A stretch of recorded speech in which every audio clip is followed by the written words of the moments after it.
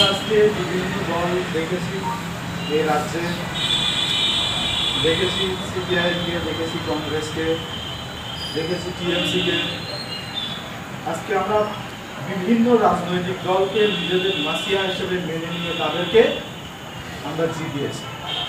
জেতানোর পরে আমরা দেখেছি আমাদেরকে শুধুমাত্র ব্যবহার করা হয়েছে।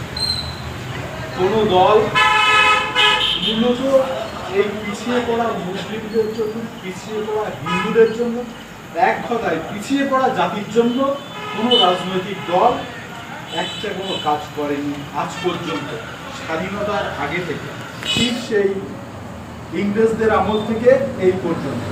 এখন যখন আমরা বিজেপির আমলে এসেছি, আমরা একটু মিলিয়ে দেখলে দেখতে পাচ্ছি যে বিজেপি এবং ইংরেজরা যে প্যাটার্নে তাদের রাজনীতি চালিয়েছিল, ঠিক সেম প্যাটার্নে এখন বিজেপি সরকার রাজনীতি চালাচ্ছে। ইংরেজরা যেরকম ভাবে গরিবের উপরে অত্যাচার করত, গরিবদের মারত, গরিবদের বাসস্থান কেড়ে নিত, ঠিক সেম প্যাটার্নে এরা এসে একটা নতুন নতুন আইন করছে। সেই আইনের বলপূরক উচ্ছেদ করছে, হকার উচ্ছেদ করছে, তারপরে মসজিদের আজান বন্ধ করার চেষ্টা করছে, মন্দিরের ঘন্টা বন্ধ করার চেষ্টা করছে। পুলিশরা যাচ্ছে, গিয়ে বলছে মাইক খুলতে হবে। এটা কোনো আইন হল? ওরা আসতো, বলতে পারতো এই এত ডেসিবেল, 40 ডেসিবেল, 60 ডেসিবেল, যেখানে যে সিস্টেমটা আছে সেই সিস্টেমে তোমরা আওয়াজটাকে কমাও।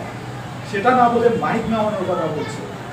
আমরা ইন্ডিয়ান সেকুলার ফান্ডের পক্ষ থেকে মানুষকে মেসেজ দিয়েছি, ভাইজান দিয়েছে, আমরা গ্রামে গ্রামে দিচ্ছি।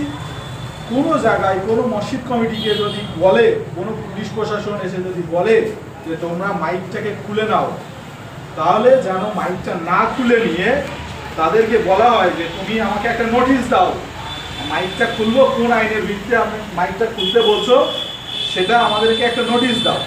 যদি নোটিশ দিতে পারে তাহলে খুলবে সঠিক নোটিশটা দেখে, আর যদি কোনো নোটিশ না দিতে পারে তাহলে মসজিদ কমিটিকে বলবে মাইকটা যেন না খোলে। পুলিশ সে নিজে গায়ের জোর দেখিয়ে নিজে খুলে দিয়ে যাক, আপনারা শুধুমাত্র একটা ভিডিও করবেন, এটাই যথেষ্ট। আচ্ছা, যে কথা বলছিলাম, আমরা ইন্ডিয়ান সেকুলার ফান্ডের এখানে একটা সংগঠন করতে এসেছি। এই সংগঠনের সিস্টেম, আপনারা যারা এখানে উপস্থিত হয়েছেন তাদের সম্মতিতে একজনকে সভাপতি হিসাবে আমরা নিযুক্ত করব, আরও একজনকে সম্পাদক ক্যাশিয়ার হিসেবে নিযুক্ত করব আপনাদের সম্মতিতে। তাদের সহ সভাপতি, তাদের সহ সম্পাদক এবং তাদের সহ ক্যাশিয়ার হিসেবে আরও দুজন একজনকে নিযুক্ত করা হবে আপনাদের ইচ্ছাতে। তো আমরা সেই পদ্ধতির কাজ করব, তার জন্য সময় খুবই কম।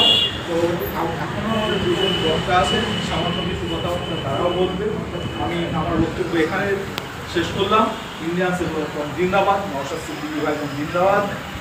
এবার আপনাদের সঙ্গে সামনে কিছু কথাবার্তা বলবেন আমাদের প্রিয় ভাই আম্মান।